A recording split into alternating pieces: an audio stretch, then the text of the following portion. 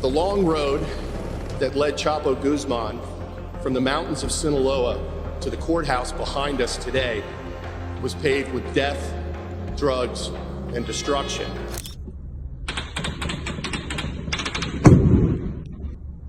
You've probably heard of El Chapo, the legendary Sinaloa cartel leader who escaped from prison twice and was finally extradited to the U.S.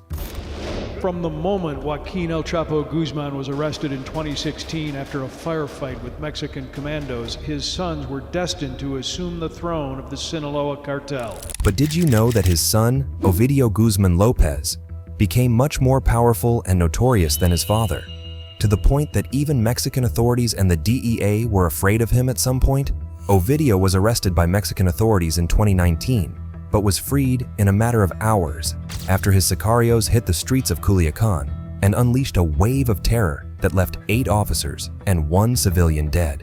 A few weeks later, one of the officers involved in this arrest was tracked down by Ovidio's henchmen and murdered in a hail of more than 150 bullets. However, this was not the only time a thing like this happened, because another attempt by the Mexican and U.S. authorities to arrest Ovidio in January of 2023 left 29 people dead, including 10 law enforcement officers. Take a look at this video here. Parts of Culiacan have been besieged, the cartel burning vehicles there and setting roadblocks in an apparent effort to intercept Guzman. They even attacked the city's main airport after a bullet struck an Air Mexico plane. Passengers took cover on board. Authorities eventually had to ground that flight. How did Ovidio build this cult of followers that could put their own lives on the line to save him? And did they succeed in saving him from the authorities? Or did he eventually end up just like his father? Let's find answers in this video as we explore Ovidio's chaotic arrests that left many cops dead on the streets of Mexico. Many organized crime syndicates like narco cartels have collapsed or fragmented after the arrest or execution of their leaders. Take, for instance, the Medellin cartel, which was once the most powerful criminal organization in Colombia, disintegrated after the death of Pablo Escobar in 1993. The Zetas, a brutal Mexican cartel that emerged from a group of former soldiers, splintered into warring factions after the capture of their top commanders in the 2010s. And then there's the Gulf Cartel, another Mexican group that once dominated the border region but lost much of its influence and territory after the arrest of its boss, Ociel Cardenas Guillen, in 2003. But the Sinaloa cartel, the largest and most resilient narco-trafficking syndicate in Mexico, has defied this trend. In the wake of the arrest and extradition of its legendary leader, Joaquin El Chapo Guzman, to the United States in 2017, his 4 eldest sons stepped into his shoes and kept the business running. They are known as Los Chapitos, or the Little Chapos, and they have emerged as key figures in the Sinaloa cartel, according to U.S. and Mexican anti-narcotics officials. The Chapitos are Ivan Archivaldo Guzman Salazar, Jesus Alfredo Guzman Salazar, Joaquin Guzman Lopez, and Ovidio Guzman Lopez. While Ivan Archivaldo and Jesus Alfredo are from El Chapo's marriage to his first wife, Alejandrina Maria Salazar Hernandez, Ovidio Guzman Lopez and Joaquin Guzman Lopez are from his relationship with his other wife, Griselda Lopez Perez.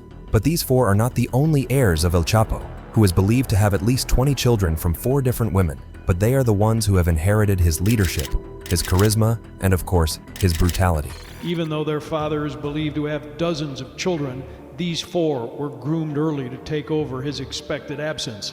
Now, with El Chapo doing life here at the Supermax prison in Colorado, they are in charge and in demand by American authorities. The Chapitos have been involved in the narco trade since they were teenagers, learning the ropes from their father and his associates. But since their father's extradition to the United States, they have also been the targets of several assassination attempts, kidnappings, and arrests. In 2005, one of the Chapitos, Ivan Archivaldo, was captured by the Mexican army and spent 3 years in prison on money laundering charges. But he was all of a sudden released because the authorities said they didn't have enough evidence against him. Really? Anyway, in 2012, Jesus Alfredo was kidnapped by gunmen from the Jalisco New Generation Cartel, CJNG, a rising competitor of the Sinaloa cartel at the time. But they later released him because they knew that if El Chapo came for them, it would be a bloodbath. Of all the 4 Los Chapitos, Ovidio is arguably the most brutal and vicious, because he has been in and out of jail more than any one of his brothers. In 2016, Ovidio was briefly detained by the Mexican Navy, but for some shady reasons, he was later released without charges. However, he was rearrested again in 2019 by the Mexican army in Culiacan, the capital of Sinaloa and the stronghold of the cartel, but he was freed after a fierce gun battle that left the city in chaos and forced the government to retreat and release him. When he was arrested again on January 5, 2023, the city once more turned into a war zone in minutes as his cartel members caused havoc by setting buses on fire, making roadblocks, and engaging law enforcement officers in a gun battle. But this time, the authorities would not be intimidated or cajoled into letting him go like they did during his 2019 arrest. Following his 2023 arrest, Ovidio appeared before the court, and that was when the authorities, for the first time, began to get a grasp of how brutal the Guzman brothers were. Once information was obtained by these captives, typically through torture, these individuals were killed, either by or at the direction of the Chapitos themselves, and the bodies disposed of throughout the area. While many of these victims were shot, others were fed dead or alive to tigers. For approximately 2 hours, members of the Chapitos tortured Victim 5 by inserting a corkscrew into Victim 5's muscles, ripping it out of his muscles, and placing hot chiles in his open wounds and nose before being shot dead by Ivan Archivaldo Guzman. Salazar, the indictment alleges, the victim, and his fellow slain officer were then dumped near a motel off of a highway near the ranch. You can't really expect less from these guys, because they were not just trained by their father, El Chapo. They are his sons for Christ's sake, and his DNA runs in their veins. So, it is not surprising at all that their proclivity for violence is the same as his, or even worse, much worse. They now say this drug lord, nicknamed the Mouse, has ordered the murders of informants, a rival drug trafficker, and a popular Mexican singer who refused to perform at his wedding. As you would have rightly guessed, Ovidio is the Mouse, or El Raton, in Spanish. The fact that he ordered a hit on a singer who refused to sing at his wedding says a lot about his kind of person. When you even think about it, the singer would have still been dead either way, because saying yes would also put him in harm's way. Ovidio's extreme response to rejection has its roots in his childhood trauma. You see, in 1995, 2 years before Ovidio's father, El Chapo, was captured and locked up for 20 years. 5-year-old Ovidio was sent to Colegio Seca, or the Adusco Center for Education and Culture. This was a very popular private Catholic school, run by the Legionaries of Christ in those days. While in this school, Ovidio's peers and teachers were well aware of who his father was, and some of the kids' parents warned them to keep away from Ovidio. Even some of the teachers were afraid of disciplining like they did to the other kids. Now, this does not mean that little Ovidio posed any direct threat to them, because he was just a sweet little 5-year-old at the time who could not even hurt a fly. But everyone was avoiding him because of his father, El Chapo. Nobody wanted to incur the wrath of the notorious narco lord by messing with his child. Unfortunately, El Chapo's notoriety made his son an outcast in all school activities. He never got an invitation to anyone's birthday party, and when the school planned a big trip to Disney World, Ovidio was left out. However, Ovidio found out about this because his classmates wouldn't stop talking about the trip. So, he told his parents about it, and his mom did everything she could to get him in. She even offered to foot the bills for everyone else's accommodations, in return for his son, Ovidio, to be carried along. But the school management, in their wisdom, turned down the devil's bargain because they knew that El Chapo would have them in his pockets.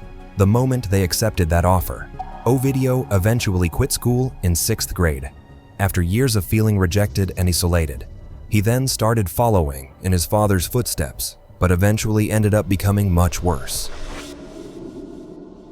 Ovidio was only 18 years old in 2008 when he witnessed the brutal murder of one of his brothers, Edgar. But by then, he and his other brothers were already a vital part of their father's narco empire, overseeing the production and trafficking of narcotics across the border to the United States. Usually, you might expect that such a tragedy would make Ovidio and his brothers reconsider their involvement in the deadly business, but you'd be wrong.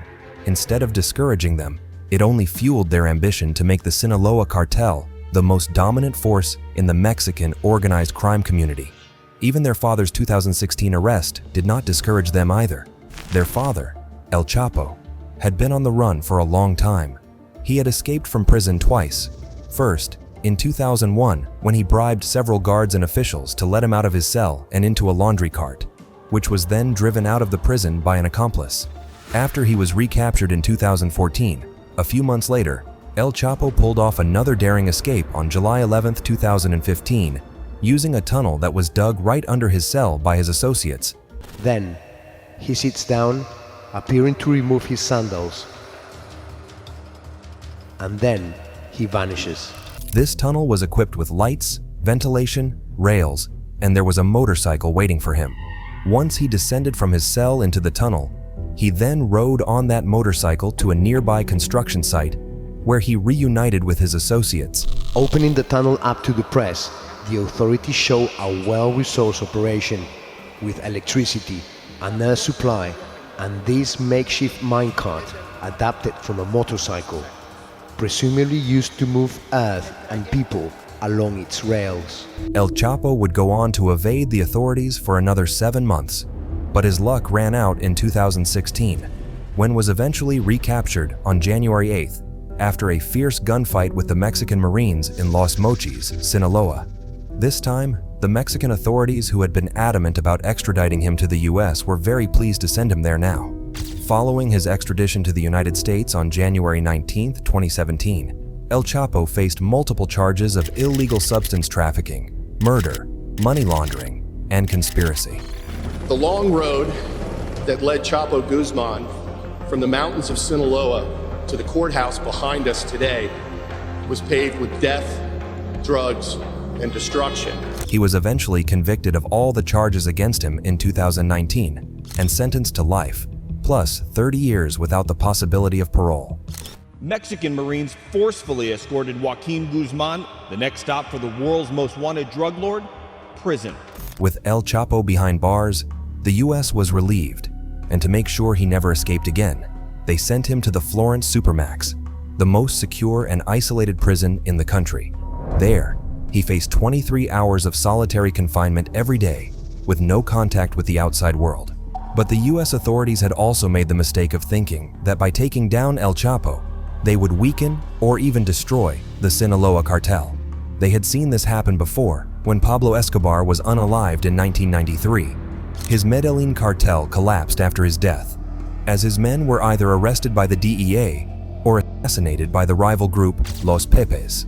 But unlike the Medellin cartel, which was centralized around Escobar's leadership, the Sinaloa cartel has a more decentralized and resilient structure. In fact, the Sinaloa cartel has proven itself to be the Lernaean Hydra, with many heads, because, in the wake of El Chapo's arrest, his 4 eldest male sons, the Los Chapitos, took over the leadership of the cartel and expanded its influence and reach. The US was, of course, their major market, but by 2012, the United States Treasury Department had a clear message for Ovidio and his older brother Ivan. You are not welcome here. The brothers had all their American assets seized and were banned from doing any business with American citizens. 4 years later, the situation had changed dramatically. Now, it was not just Ovidio and Ivan, but their 2 other brothers, Jesus and Joaquin, have also been added to the Do Not Deal list. Judy, they are known as Los Chapitos, the 4 most trusted sons of the world's most notorious drug kingpin. As the I-Team has reported for several years, federal drug investigators here in Chicago consider El Chapo's sons in charge of the Sinaloa cartel that remains this area's largest trafficker of heroin, cocaine, and methamphetamines. Ovidio, Ivan, and Jesus specifically took over their father's empire and made it even bigger and better. They built new, more advanced labs, expanded their trafficking network from the US to the rest of the world, and bought huge quantities of ephedrine from Argentina, a substance that they used in synthesizing methamphetamine and fentanyl in their clandestine laboratories. Like their rival El Mencho and his CJNG, the Los Chapitos adapted their business to the market's needs. They literally started moving from avocado to chemical precursors to make drugs like methamphetamine. It's like, okay, so what the US market like? They like their avocados from Mexico and their meth from Mexico. As a result, the Sinaloa cartel, now led by the Los Chapitos, fueled the devastating methamphetamine and fentanyl crisis in the United States. The prominent cartel leader is believed to have played a role in drug trafficking and the production of fentanyl, which has made its way through the southern border in record amounts, enough to kill every person in America. But the DEA was not going to sit idly by. They got an intel that Ovidio and Ivan were preparing for a huge shipment of 11 pounds of coke, 2,000 pounds of weed, and at least 1 pound of meth. So, in October 2019, 3 months after El Chapo was sentenced to life in prison, the DEA launched a massive operation against Ovidio Guzman and his brothers with the help of the Mexican military. The goal was to capture Ovidio and Ivan, extradite them to the United States, and make them face the same fate as their father. But when the day came, not even in their wildest imagination did the Mexican authorities imagine the type of fight the Los Chapitos would put up to resist them. In the wee hours of October 17, 2019, the Mexican military tracked down Ovidio and Ivan. But before they could get to Ivan, he had already gotten a tip-off about the raid and fled to assemble an army of sicarios to protect his brother, Ovidio. He knew, because he knew they'd be going for him next, and he was right, because shortly after they came to his place, the military raided Ovidio's house as well. But there, they were met with strong resistance from Ovidio, who started firing at them. But when he realized he was outgunned, he laid down his weapon and he surrendered himself. At this point, Ovidio has resigned to his fate and expected to be extradited to the United States. But his brother Ivan was not going to let that happen without a fight.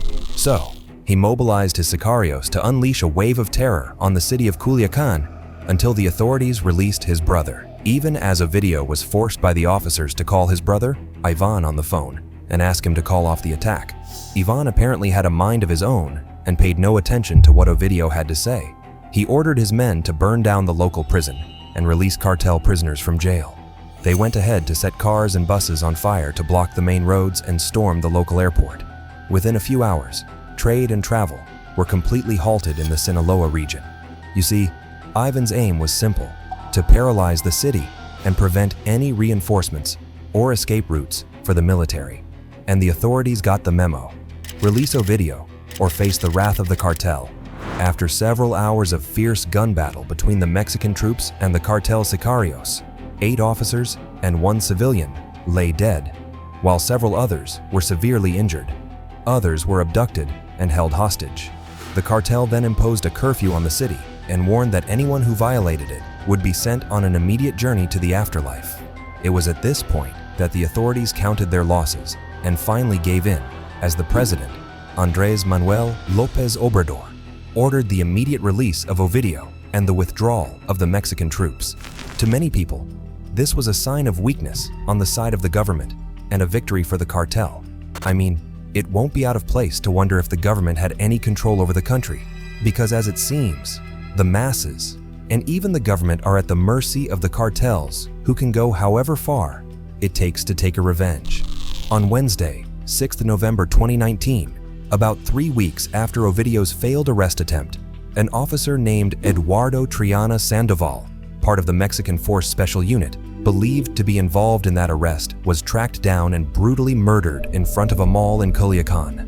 Video from a nearby CCTV camera showed the moment the officer pulled in white sedan car in front of the mall. Almost immediately, another red sedan followed and pulled up beside him. Before you say Jack, 2 armed men jumped out of the red vehicle and opened fire at his car while he was still inside. These men reportedly discharged at least 150 rounds of bullets on the officer's car before speeding away. And you know, of course, no one would survive that hell of a bullet, not even if they were dressed in a bulletproof suit. These brutal attacks on law enforcement officers inspired the Los Angeles Times to even publish an article asking if jailing El Chapo really mattered. And the answer to that is a big yes. It matters, because letting the cartels do whatever they want for fear that they might do worse only makes them stronger and more dangerous. Ovidio might have had everything work in his favor this time, but he was definitely not off the hook. You see, the authorities might have fought this time and ran away, but they had just lived to fight another day, and that day is near. The year was 2021, and the stakes were high. high enough that the US and Mexico authorities had put a bounty on the heads of the Sinaloa cartel's leaders, $5 million for Ovidio and Ivan, and $15 million for El Mayo, the co-founder of the cartel. In 2021, the State Department had offered a $5 million reward for any information that led to Ovidio Guzman's arrest. And tonight, U.S. officials say his capture is a significant blow to the Sinaloa cartel. But the Los Chapitos, especially Ovidio and Ivan, were not fazed at all. They continued to flaunt their lavish lifestyle on social media, showing off their gold-plated guns, wades of cash, and luxury cars. Chapo's apparent #1 son doesn't hide his narco world affluence. As we've reported, he posts video of his expensive fleet of sports cars, private planes, and the trail of cash that has made him a top target of federal agents in Chicago. It was more like they were taunting the authorities and daring them to do their worst.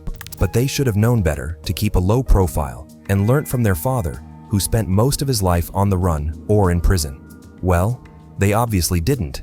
And that was their downfall, which came 4 years after Ovidio's last arrest attempt in 2019. During this period, the DEA and the Mexican government worked together to track down Ovidio once again and prepared for a decisive strike. They made their move in January 2023 when a troop of 200 elite soldiers and agents stormed a safe house in Culiacan, where Ovidio was hiding. They captured him within a few minutes without a single gunfire, but as the news of his arrest got out, all hell broke loose as the cartel unleashed another wave of violence across the city, attacking the security forces and the civilians alike. 3 members of Mexico's security forces have died and 18 people have been admitted to hospital in the northwestern state of Sinaloa. Violence broke out across the state following the arrest of one of the leaders of an infamous criminal gang, Ovidio Guzman Lopez. They blocked the roads as they did in 2019, set fire to vehicles, and freed dozens of prisoners.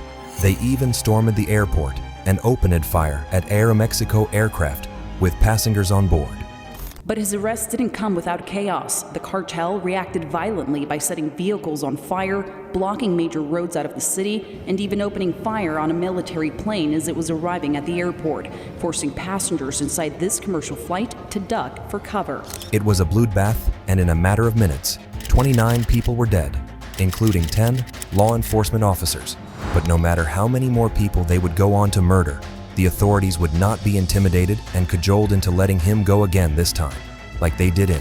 Ovidio Guzman, the son of the infamous crime and drug lord known as El Chapo, was taken into custody early morning in Culiacan, Mexico, home to the Sinaloa cartel. So, Ovidio Guzman was ultimately arrested on January 5, 2023, and transported by a military helicopter to Altiplano Prison, the same high-security prison in Mexico that his father had escaped from twice. 8 months later, on September 15th, the Mexican government extradited him to the United States. As he flew over the border, I imagine he would probably be wondering what would become of him from there. I mean, his father is already locked up in the most secure prison in America, the ADX Florence Supermax. Would he join him there, or does a different fate await him? The truth is, no one knows for sure. His case is still ongoing, and the outcome is uncertain. But if he ends up in the same prison as his dad, he shouldn't expect any happy family reunion because he won't even get to see his father. The Supermax is a place of isolation and misery, where inmates spend 23 hours a day in solitary cells, with no human contact. They are shackled and monitored at all times, even during their 1 hour of exercise. They eat alone, and they only get to socialize with other prisoners in the last 3 years of their sentence. But for El Chapo, who got a life sentence, and Ovidio, who could get one too, that privilege will never come. Meanwhile, back in Mexico, President Obrador defended his decision not to release Ovidio, even with the heavy casualty sustained by the state. The Mexican president has defended the military operation that captured a drug cartel leader, Ovidio Guzman, the son of jailed drug trafficker El Chapo. Violence erupted in Culiacan, a stronghold of the cartel. At least 19 members of the Sinaloa cartel and 10 members of the military were killed. He said it was a necessary sacrifice to dismantle a large portion of the Sinaloa cartel and to show the world that Mexico was serious about the war on narcotics. We regret the loss of lives of those who died while carrying out their jobs. We also regret other losses. Regardless of what the government thinks, some people still believe the war on narcotics has been a failure and that the arrest of cartel leaders has been ineffective. This is largely because as soon as one is captured, another one takes his place and a new conflict erupts. And even when a cartel falls apart, it splinters into smaller factions that compete for territory and power, with more brutality and cruelty. Sadly, the ones who pay the ultimate price are the law enforcement officers, who are usually the victims almost all the time. Whether the cartels are fighting amongst themselves or with the government, the cops are always somewhere in between. In 2022, Vice documented a shocking surge in the assassination of law enforcement officers in the state of Zacatecas. About 4 officers die every month in that state alone. And in Mexico, at least 1 cop dies every day. Police officer Julio Esparza left his station in the city of Fresnillo, Zacatecas, at the end of his night shift on an evening in mid-March. Like every other day, he left his gun in his locker and was still wearing his uniform when he jumped into his pickup to head home. His girlfriend, who was not a police officer, rode with him that night. After driving just a couple of blocks, several armed men blocked the road and fired into his car at least 20 times. Then their bodies were both incinerated where they sat. A week before, on March 9th, another policeman was shot dead in the Guadalupe municipality, just a few blocks from his station. After his shift ended, he managed to call his colleagues for help, but was found dead on arrival. In 2020 alone, more than 500 law enforcement officers were murdered by cartels. And these were not random acts of violence. They are deliberate and calculated assassinations meant to intimidate and eliminate the officers. In September 2022, 5 officers were gunned down by sicarios while training at a sports center in a northern Mexico town. Then, when 2 more officers came to the scene to make arrests, they too were attacked, while one of them was sent on an immediate journey to the afterlife. Fortunately, the other one survived, and in March 2021, suspected cartel gunmen ambushed a police convoy in central Mexico. 8 state law enforcement officers and 5 prosecution investigators were assassinated in that attack. 2 months later, a police chief, Joel Ernesto Soto, was ambushed and assassinated in Sinaloa by a group of sicarios who fired 200 bullets at his car, and the list goes on and on. Cartel-related violence against law enforcement officers in Mexico has become a disturbing trend, and as it seems, it's not stopping anytime soon. Do you think there will ever be an end to this war against Mexican cartels? And what can the government do differently to protect law enforcement officers who are always in the forefront of these wars? Please feel free to share your thoughts with us in the comments below.